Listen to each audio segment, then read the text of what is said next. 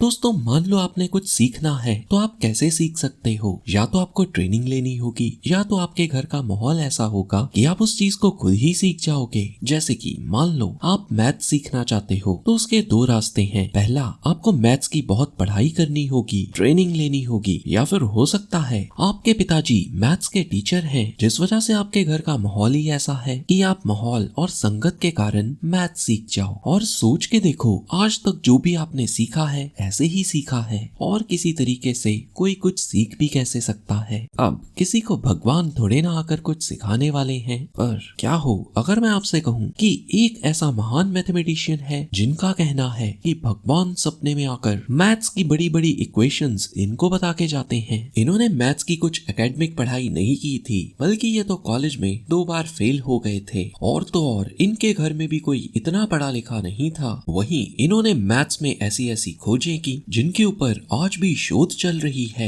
इनकी तुलना आइंस्टाइन और न्यूटन से की जाती है। कहते हैं कि ये व्यक्ति समय से काफी आगे चल रहे थे। और अगर मैं आपसे कहूँ कि ये विश्व विख्यात गणितज्ञ इंटरमीडिएट का पहला साल भी पास नहीं कर सके, इतना ही नहीं एक बार तो हताश होकर ये अपनी जान तक देने जा रहे थे। और जानते हो, ज्यादातर मैथमेटिशियंस का मानना है कि ये अनंत यानी इन्फिनिटी को जानते थे। 2015 में हॉलीवुड में इन पर एक फिल्म भी बनी जिसका नाम था Ramanujan the man who knew infinity. Infinity यानी अनंत। और हिंदू धर्म में भगवान को भी इन्फिनिटी यानी अनंत कहा जाता है। हैरानी वाली बात यह है कि ये अपनी मेहनत के बलबूते पर इंग्लैंड चले गए थे और वहाँ के लोग जब इनसे पूछते कि तुमने इतनी बड़ी थ्योरम को कैसे जान लिया, तो ये कहते कि देवी ने इनको सपने में आकर बताया। और इंग्लैंड के लोग देवी में विश्वास करते नहीं थे। परंतु अब समस्या ये थी, फॉर्मूला आपके सामने है जो एकदम सही है, बताने वाली देवी है और देवी तो है ही नहीं, तो फॉर्मूला आया कहां से। आज इनके द्वारा दिए गए थ्योरम्स और सूत्र super string theory, multi dimension physics, time travel, anti gravity, black hole आदि जैसे शोधों में इस्तेमाल हो रहे हैं। परंतु आज तक कोई भी ये ठीक से नहीं बता पाया कि रामानुजन ये थ्योरम्स और ये फॉर्मूले कहां से खोज लाते थे। उससे भी हैरानी वाली बात ये थी, अगर आपको या मेरे को मैथ्स का कोई प्रश्न हल करना हो तो हमें समय लगेगा और बुद्धि ऐसा काम नहीं कर सकती जिससे समय ना लगे, क्योंकि बुद्धि सोचकर ही कार्य करेगी और सोचने में समय तो लगेगा। परंतु रामानुजन तो पलक झपकते ही जवाब दे देते थे। प्रश्न और उत्तर के बीच में कुछ नहीं होगा, मुख से प्रश्न निकला और रामानुजन ने उत्तर दे दिया। जिस प्रश्न को हल करने में बड़े से बड़े गणितज्ञ को भी कई घंटे लग जाते थे, भला कैसे उन प्रश्नों को रामानुजन चुटकियों में हल कर देते थे। इससे तो यही लगता है कि रामानुजन बुद्धि से उत्तर नहीं देते थे। और रामानुजन की जिंदगी से गणित निकाल दो तो उनमें असाधारण बुद्धि का कोई लक्षण बचता भी नहीं था। हर काम में वो या तो साधारण थे या तो साधारण से भी नीचे थे। शायद इसीलिए तो कॉलेज भी पास नहीं कर पाए। तो क्या सच में रामानुजन को देवी सपने में आकर मैथ सिखाती थी? इस प्रश्न का उत्तर भी हम इसी वीडियो से जानेंगे कि आखिर कैसे रामानुजन नई नई थ्योरम्स को खोज लेते थे। आज हम इनकी जन्म तिथि के दिन राष्ट्रीय गणित दिवस मनाते हैं, परंतु इनको नोबेल प्राइज अभी तक नहीं मिला। अब इसके पीछे क्या राज है, ये भी हम इसी वीडियो से जानेंगे। इनका जीवन चुनौतियों भरा था, चाहे आपकी दिलचस्पी मैथ्स में हो या ना हो, परंतु हर मिडिल क्लास का विद्यार्थी इनके जीवन से खुद को जुड़ा ही पाएगा। उस समय मैथ्स में करियर की कुछ खास अपॉर्चुनिटीज नहीं थी। प्लस माइनस डिवाइड मल्टीप्लाई से ज्यादा गणित इस्तेमाल नहीं होता था और न ही आम इंसान में गणित की कुछ उपयोगिता थी। रामानुजन के पास साधन भी सीमित ही थे। इन कम साधनों से उनके लिए विश्वविद्यालय जाना भी संभव नहीं था। किताबें भी वह बड़ी मुश्किल से उपलब्ध करवा पाते थे। इनकी जिंदगी में वो भी समय आया जब यह भुखमरी की कगार पर थे और इससे भी बुरा ये था कि इनके काम को समझने वाला कोई नहीं था। परंतु सच में उनका काम कई गोरों से भी अच्छा था। बस अफसोस था हिंदुस्तान में तब कोई नहीं था जो उनको समझ सके। रामानुजन का फोकस गणित में बहुत अधिक था, इतना अधिक कि वह पूरे दिन गणित के सवालों के जाल बुनते और खुद ही उन जालों से बाहर आने के रहस्य बतलाते। राजेश खन्ना की फिल्म आनंद का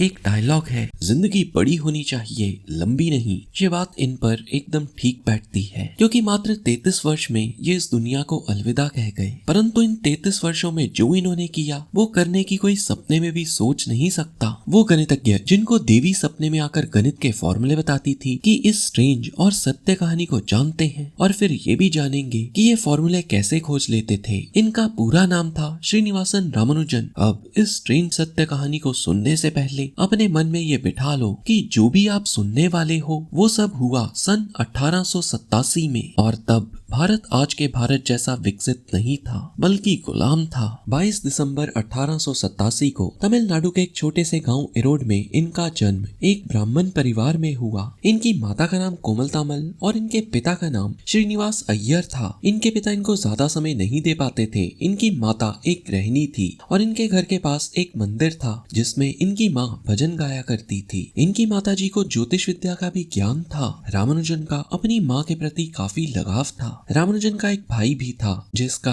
3 महीने की उम्र में ही निधन हो गया। इनकी माँ ने 1891 और 1894 के बीच 2 और बच्चों को जन्म दिया, लेकिन उनके जन्म के कुछ साल बाद ही दोनों का निधन हो गया और रामानुजन अपने माँ बाप की इकलौती जीवित संतान बची। और तो और रामानुजन का दिमाग उनकी उम्र के बाकी के बच्चों की तरह नहीं था। 3 साल की उम्र तक तो वो बोल भी नहीं पाते थे। उनके घर वालों को लगने लगा कि शायद वो गूंगे हैं, तो इनके माता पिता ने इन्हें अक्षरों का अभ्यास कराया जिससे बाद में ये बोल पाए। बचपन से ही इन्होंने रामायण और महाभारत को अपनी माता से सुना और बचपन से ये बहुत शर्मीले भी थे, वहीं बिना किसी बनावट के सरल भी थे। हाई स्कूल में इनके एक सहपाठी थे जिनका नाम था एन रघुनाथन। वो बताते हैं कि रामानुजन से किसी के लिए दुश्मनी करना संभव नहीं था क्योंकि वो हर किसी से सम्मान पूर्वक बात करते थे और लोगों से हंसी मजाक भी करते थे। बचपन से ही रामानुजन काफी प्रश्न पूछा करते और कई बार तो इनके अध्यापक भी इनके सवालों से चौंक जाते। जब ये छोटे थे तो इनके एक अध्यापक ने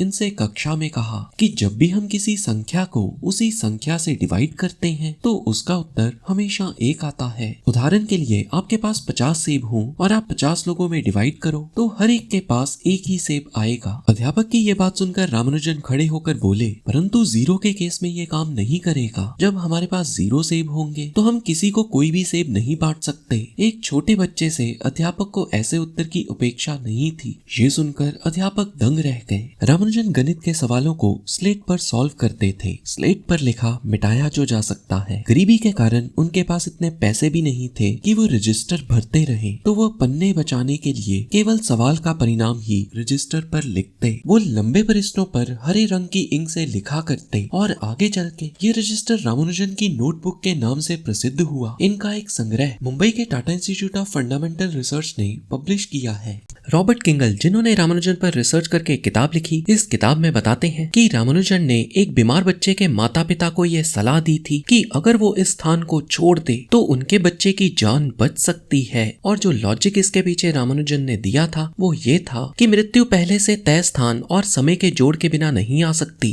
अंक 7 को रामानुजन बहुत महत्वपूर्ण मानते थे। रामानुजन कई अंकों को ब्रह्मा, विष्णु और आत्मा से जोड़कर भी देखते थे। अब सच तो ये है, इन सब का अंकों में होने का कोई लॉजिक नहीं, और अगर गहराई से सोचोगे तो ना होने का भी कोई लॉजिक नहीं। ऋषि उसी को कहते हैं जो सच के रहस्य और लॉजिक में तालमेल ढूंढ लेता है, और रामानुजन भी किसी ऋषि की तरह मैथमेटिक्स के सूत्रों को समझते थे। रामानुजन के स्कूल में टाइम टेबल बनाना था तो इनके अध्यापक ने इनकी मदद ली। स्कूल में 1000 से अधिक छात्र पढ़ते थे और बड़ी ही आसानी से इन्होंने इस टाइम टेबल को बना डाला। अब समस्या ये थी कि स्कूल में ज्यादातर छात्र इनकी गहरी बातों को समझ नहीं पाते थे। इस कारण रामानुजन स्कूल में कुछ अकेले पड़ गए। रामानुजन 2 घंटे के एग्जाम को आधे घंटे में ही पूरा कर लेते थे, परंतु प्राइमरी की परीक्षा में गणित में इनके 45 में से 43 अंक आए और इनके साथ पढ़ते एक विद्यार्थी के 44 अंक आए, जिस कारण ये बहुत उदास हो गए। तो दूसरे विद्यार्थी ने इन्हें कहा कि बाकी के विषयों में तो तुम्हारे नंबर मुझसे अधिक आए हैं। रामानुजन ने 10 वर्ष की आयु में प्राइमरी परीक्षा में पूरे जिले में सबसे अधिक अंक प्राप्त किए। रामानुजन के माता पिता की आर्थिक परिस्थिति काफी खराब थी, जिस कारण ये लोग अपने घर का कुछ हिस्सा किराए पर देते थे। जब इनकी उम्र तकरीबन 11 वर्ष की हुई तो इनके घर में 2 विद्यार्थी ठहरे। जिज्ञासा पूर्वक रामानुजन ने इन विद्यार्थियों से कुछ मैथ्स की किताबें कॉलेज की लाइब्रेरी से लाने को कहा। किराएदारों ने एलन लोनी की ट्रिग्नोमेट्री की किताब लाकर दी। इस किताब के भाग 2 के कुछ अध्याय उच्च स्तर के थे और रामानुजन ने इस किताब को डिटेल में पढ़ा। रामानुजन को उनके किराएदारों से कॉलेज में पढ़ाए जाने वाले पाठ्यक्रम के बारे में पता चला। अब स्कूल में होते हुए भी इन्होंने कॉलेज में पढ़ाए जाने वाले गणित को पढ़ना शुरू कर दिया। हाई स्कूल की परीक्षा उत्तीर्ण करने के बाद इन्हें गणित और अंग्रेजी में अच्छे अंक लाने के कारण सुब्रमण्यम छात्रवृत्ति मिली और कॉलेज की शिक्षा के लिए प्रवेश भी मिला। परंतु अब रामानुजन की सबसे बड़ी ताकत उनके लिए कमजोरी बन गई। रामानुजन का गणित प्रेम इतना अधिक बढ़ गया कि वे दूसरे विषयों में ध्यान ही नहीं दे पाते थे। यहाँ तक कि वे इतिहास, जीव विज्ञान की कक्षाओं में भी गणित के प्रश्नों को हल किया करते। नतीजा ये हुआ कि 11वीं की परीक्षा में वे गणित को छोड़कर बाकी सभी विषयों में फेल हो गए और इसका परिणाम ये हुआ कि उनको छात्रवृत्ति मिलना भी बंद हो गई। ये हताश हो गए और घर से भाग गए। द हिंदू अखबार में इनके माता पिता ने एक अपील छपवाई और आग्रह किया कि ये घर लौट आए। फिर 1 महीने बाद ये घर लौट आए। घर की स्थिति को सुधारने के लिए इन्होंने गणित की ट्यूशन तथा बही खाते का काम भी किया। 1900 में रामानुजन ने फिर से 12वीं की प्राइवेट परीक्षा दी और फिर फेल हो गए। विद्यालय छोड़ने के बाद का 5 वर्षों का समय इनके लिए बहुत हताशा भरा था। भारत इस समय गुलाम था, चारों तरफ भयंकर गरीबी थी। ऐसे समय में रामानुजन के पास ना तो कोई नौकरी थी और ना ही किसी संस्थान या किसी प्रोफेसर के साथ काम करने का मौका था। नामगिरी देवी रामानुजन के परिवार की इष्ट देवी थी। आजकल हर कोई अपने किए काम का श्रेय खुद लेना चाहता है। अपने किए काम का तो छोड़ो, लोग तो दूसरे के किए काम का श्रेय भी खुद ले लेते हैं। इसके उलट जब कोई रामानुजन से पूछता कि उन्होंने इस प्रश्न को कैसे सॉल्व किया तो वो कहते कि देवी ने उन्हें सपने में आकर इसका हल बताया था। देवी के प्रति अटूट विश्वास ने उन्हें रुकने नहीं दिया। रामानुजन को ट्यूशन के कुल 5 रुपए मासिक मिलते थे और इसी से उनका गुजारा होता था। तकरीबन 6 वर्षों तक इनके जीवन में काफी उथल पुथल रही। इनके माता पिता को बहुत चिंता होती थी कि ये लड़का करेगा क्या, क्योंकि गणित से पेट तो नहीं भरता। रामानुजन के माता पिता ने सोचा कि उनकी शादी कर देनी चाहिए। ऐसा करने से उन पर ग्रस्त का बोझ आ जाएगा और वो सीधे रास्ते आ जाएंगे। सन 1908 में इनके माताजी पास के गांव में अपने एक मित्र के घर गए। वहां उनको जानकी नाम की एक लड़की का रिश्ता बताया गया। इनकी माँ ने लड़की की जन्म पत्री रामानुजन से मिलाई। लड़की के पिता गहने बनाने का काम करते थे जो अच्छा नहीं चल रहा था। फिर 14 जुलाई 1909 को इनका विवाह जानकी से हुआ, परंतु इनकी शादी के दिन ही 3 अपशकुन हुए। एक तो इनकी शादी के मंडप में आग लग गई, जिस कारण जानकी के हाथ से वरमाला छूट गई, और तीसरा लड़की ने शादी में चीख मार दी। उस समय कुछ लोग इन तीनों को अपशकुन मानते थे। शादी के समय जानकी की उम्र केवल 10 वर्ष थी। शादी के बाद 3 साल तक जानकी अपनी माँ के घर ही रही, परंतु जानकी अब रामानुजन की जिम्मेदारी थी, इसलिए रामानुजन को कोई काम तो चाहिए ही था। 1910 में रामानुजन श्री विश्वनाथ शास्त्री के साथ विक्टोरिया हॉस्टल में रहे। श्री विश्वनाथ शास्त्री रामानुजन से पहले ट्यूशन पढ़ा करते थे। विश्वनाथ जी बताते हैं, रामानुजन जब थके हारे वापस हॉस्टल में आते तो वो अपनी किस्मत को कोसते थे। उनको लगता था कि वे गरीबी में ही मर जाएंगे। 12वीं की परीक्षा पास ना होने की वजह से रामानुजन को नौकरी नहीं मिली और इनका स्वास्थ्य भी खराब हो गया। डॉक्टर की सलाह पर इन्हें अपने घर वापस कुंभकोणम लौटना पड़ा। बीमारी से ठीक होने के बाद वे वापस मद्रास आए और फिर से नौकरी की तलाश शुरू कर दी। ये जब भी किसी से मिलते तो अपना एक रजिस्टर दिखाते। इस रजिस्टर में इनके द्वारा गणित में किए गए सारे कार्य होते। इसी समय किसी के कहने पर रामानुजन को वहां के डिप्टी कलेक्टर रामस्वामी अय्यर से मिले। अय्यर गणित के बहुत बड़े विद्वान थे। श्री अय्यर ने जिलाधिकारी श्री रामचंद्र राव से कहकर इनके लिए 25 रुपए मासिक छात्रवृत्ति का प्रबंध किया। छात्रवृत्ति की मदद से रामानुजन ने मद्रास में 1 साल रहते हुए अपना प्रथम शोध पत्र प्रकाशित किया। शोध पत्र का शीर्षक था बर्नौली संख्या के कुछ गुण, और यह शोध पत्र journal of Indian mathematical society में प्रकाशित हुआ था। फिर 1 साल बाद इन्होंने मद्रास पोर्ट में क्लर्क की नौकरी की। इनकी तनख्वाह 30 रुपए होती थी। इस नौकरी में काम का बोझ नहीं था और इनको गणित के लिए समय भी मिल पाता था। अब इनकी माँ और इनके पिता भी इनके पास आकर रहने लगे। रामानुजन रात रात जागकर नए नए गणित के सूत्र लिखते और फिर थोड़ी देर आराम करके फिर से दफ्तर के लिए निकल जाते। रात को रामानुजन की स्लेट और खिड़की की आवाज के कारण परिवार के अन्य सदस्यों की नींद खराब हो जाती थी। इस समय रामानुजन की आयु लगभग 25 वर्ष थी। उनकी पत्नी जानकी ने अपने एक इंटरव्यू में बताया कि रामानुजन केवल 2 घंटे सोया करते थे। अब क्योंकि भारत आजाद नहीं था तो भारतीयों को अंग्रेज वैज्ञानिकों के सामने अपनी बात को प्रस्तुत करने में काफी संकोच होता था। इधर स्थिति कुछ ऐसी थी कि बिना किसी अंग्रेज गणितज्ञ की सहायता के शोध कार्य को आगे नहीं बढ़ाया जा सकता था। इस समय रामानुजन के पुराने जानकार उनके काम आए और इन लोगों ने रामानुजन द्वारा किए गए कार्य को लंदन के प्रसिद्ध गणितज्ञों के पास भेजा, परंतु यहाँ भी इन्हें कुछ विशेष सहायता मान्यता नहीं मिली, लेकिन एक लाभ ये हुआ कि लोग अब रामानुजन को जानने लगे। इसी समय रामानुजन ने अपने संख्या सिद्धांत के कुछ सूत्र प्रोफेसर शेषु अय्यर को दिखाए तो उनका ध्यान लंदन के प्रोफेसर हार्डी की तरफ गया। प्रोफेसर हार्डी उस समय के विश्व के प्रसिद्ध गणितज्ञों में से एक थे और अपने सख्त स्वभाव और अनुशासन प्रियता के कारण जाने जाते थे। रामानुजन ने प्रोफेसर हार्डी के शोध कार्यों को पढ़ा और फिर रामानुजन ने बताया कि उन्होंने प्रोफेसर हार्डी के उस प्रश्न का हल खोज लिया है जो हार्डी स्वयं खोज नहीं पाए। रामानुजन ने हार्डी को एक पत्र लिखा जिसमें उन्होंने साफ साफ लिख दिया कि उनके पास मैथ्स की यूनिवर्सिटी की कोई भी डिग्री नहीं है और उनकी हालत बहुत खस्ता है। हार्डी ने पत्र पढ़ा तो उनको लगा ये कोई ऐसे ही सिरफिरा व्यक्ति है और प्रोफेसर हार्डी को ऐसे पत्र बहुत मिलते थे। रामानुजन का पत्र हार्डी ने एक साइड पर रख दिया और वो टेनिस खेलने चले गए। खेलते समय उनके दिमाग में रामानुजन के बताए गए सूत्र ही घूमते रहे। इसके बाद उन्होंने अपने साथ काम करते प्रोफेसर लिटलवुड से जब ये सब डिस्कस किया तो उन दोनों को रामानुजन की थ्योरम डिस्कस करते करते रात हो गई और दोनों सुबह के 3 बजे तक इस निष्कर्ष पर पहुंचे कि पत्र लिखने वाला कोई साधारण व्यक्ति नहीं बल्कि ये कोई जीनियस है। हार्डी को रामानुजन के पत्र में एक बात बड़ी ही अच्छी लगी। हार्डी को जितने भी ऐसे पत्र मिलते थे सभी ये दावा करते थे कि उन्होंने मैथ्स की बड़ी बड़ी डिस्कवरीज की हैं, परंतु रामानुजन ने अपने आप को एक बड़ा ही साधारण व्यक्ति बताया था और पहले ही पृष्ठ में लिख दिया था कि उन्होंने मैथ्स की कोई खास शिक्षा नहीं ली। रामानुजन ने उल्टा हार्डी से पत्र में ये पूछा था कि उनको नहीं पता कि मैथ्स की उनकी थ्योरम्स का कुछ मतलब है या नहीं। रामानुजन ने पत्र में हार्डी से ये भी पूछा था कि उन्हें मैथ्स को आगे कंटिन्यू करना भी चाहिए या नहीं और रामानुजन की ये सादगी हार्डी को भा गई। वहीं हार्डी इन सब थ्योरम से बेहद हैरान थे। उन्होंने कैम्ब्रिज यूनिवर्सिटी में कईयों को रामानुजन का काम दिखाया। फिर 8 फरवरी 1913 को रामानुजन को हार्डी ने पत्र लिखा और बताया कि रामानुजन का काम उनको पसंद आया। प्रोफेसर हार्डी चाहते थे रामानुजन इंग्लैंड आए, परंतु रामानुजन ने इंग्लैंड आने से मना कर दिया क्योंकि उस समय समुद्र पार करना सही नहीं माना जाता था। रामानुजन ब्राह्मण थे और किसी का बनाया भोजन वो ग्रहण नहीं करते थे और उनको ये भी डर था कि उनको अंग्रेजी बहुत अच्छे से नहीं आती और ना ही रामानुजन के पास इतने पैसे थे कि वो विदेश यात्रा कर सकें और गुलाम भारत के इंडिया ऑफिस ने पैसे देने से मना कर दिया था। वहीं हार्डी अब रामानुजन के फैन हो चुके थे।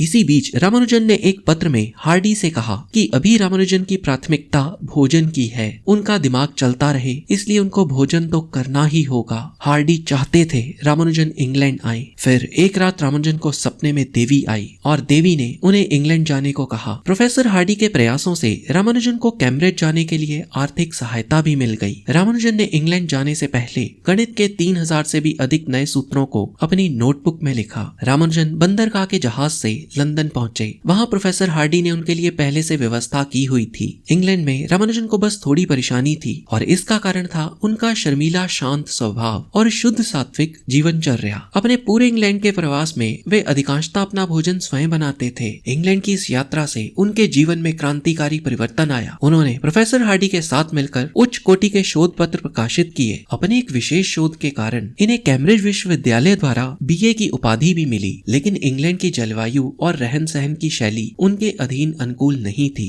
और रामानुजन का स्वास्थ्य खराब होने लगा। डॉक्टरों ने इसे टीबी बताया। रामानुजन का इलाज अब लंदन में चल रहा था। हार्डी रामानुजन से मिलने हॉस्पिटल टैक्सी में आए। हार्डी की ये आदत थी, वो जिस किसी भी टैक्सी में बैठे वो उसका नंबर नोट कर लेते थे और जिस टैक्सी में हार्डी आए उसका नंबर था 1729। रामानुजन के पास पहुंच के हार्डी बोले, अब तुम कैसे हो? तो रामानुजन बोले, पहले से अच्छा हूँ। हार्डी ने बताया वो जिस टैक्सी में आए उस टैक्सी का नंबर बड़ा ही बेकार और महत्वहीन था, पर तभी रामानुजन बोले 1729 तो बहुत ही खास नंबर है। रामानुजन ने हार्डी को समझाते हुए कहा 1729 को हम दो तरह से लिख सकते हैं, 12 का क्यूब प्लस 1 का क्यूब और 10 का क्यूब प्लस 9 का क्यूब, और आज हम 1729 को टैक्सी नंबर से जानते हैं। और हार्डी ये जानकर आश्चर्यचकित रह गए। उस समय टीबी की कोई दवा नहीं होती थी और रोगी को सैनिटोरियम में रहना पड़ता था। रामानुजन को भी कुछ दिनों तक वहां रहना पड़ा। इस समय भी यह गणित के सूत्रों की नई नई कल्पनाएं करते थे। रामानुजन चाहते थे कि उनकी पत्नी जानकी उनके पास इंग्लैंड आ जाए, परंतु रामानुजन की माँ नहीं चाहती थी कि रामानुजन अपनी पत्नी के साथ इंग्लैंड में रहे। तो उनकी माँ ने रामानुजन की लिखी चिट्ठियों को उनकी पत्नी को दिया ही नहीं और जो चिट्ठियां जानकी ने लिखी थी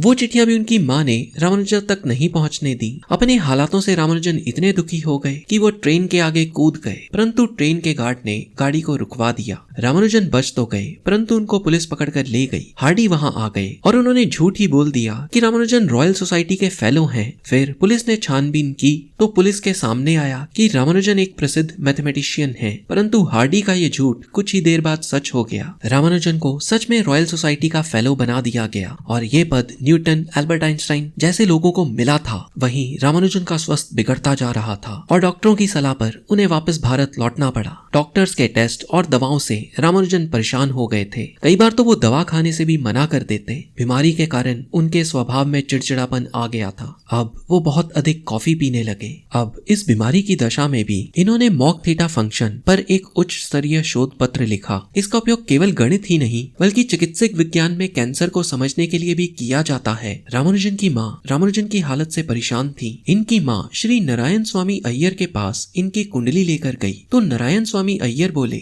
या तो ये व्यक्ति पूरे विश्व में प्रसिद्ध होकर बड़ी ही कम उम्र में मृत्यु को पा लेगा या फिर गुमनामी के अंधेरों में एक लंबा जीवन व्यतीत करेगा। 26 अप्रैल 1920 के प्रातः काल में वे अचेत हो गए और दोपहर होते होते उन्होंने प्राण त्याग दिए। इस समय रामानुजन की आयु मात्र 33 वर्ष थी और इस समय इनके पिता की आंखें भी चली गई थी। रामानुजन अपने पीछे थ्योरम्स की एक बड़ी विरासत छोड़कर गए और आज भी इनकी थ्योरम्स पर शोध हो रहा है। कैसे इन्होंने इतनी खोजें की, इसके लिए कुछ लोगों का मानना है कि रामानुजन जहां हमारी तीसरी आंख है वहीं से ये सारे उत्तर पाते थे। रामानुजन थे तो एक ब्राह्मण ही और श्रीमद् भगवत गीता में भी इस तीसरे नेत्र पर ध्यान लगाने को कहा गया है। तो एक विचारधारणा के अनुसार देवी माँ में अटूट विश्वास और ध्यान की मदद से इन्होंने इन थ्योरम्स को खोज निकाला। हाँ, इनको नोबेल प्राइज इसलिए नहीं मिल सका क्योंकि मैथ्स में नोबेल प्राइज नहीं दिया जाता। गणित जैसे महत्वपूर्ण विषय के लिए नोबेल प्राइज का ना होना है ना अजीब बात। तो इस वीडियो को अपने तक ही ना रखें बल्कि हर विद्यार्थी के साथ शेयर करें। अगली कहानी किसकी देखना चाहते हैं कमेंट करके बताएं। Thanks for watching.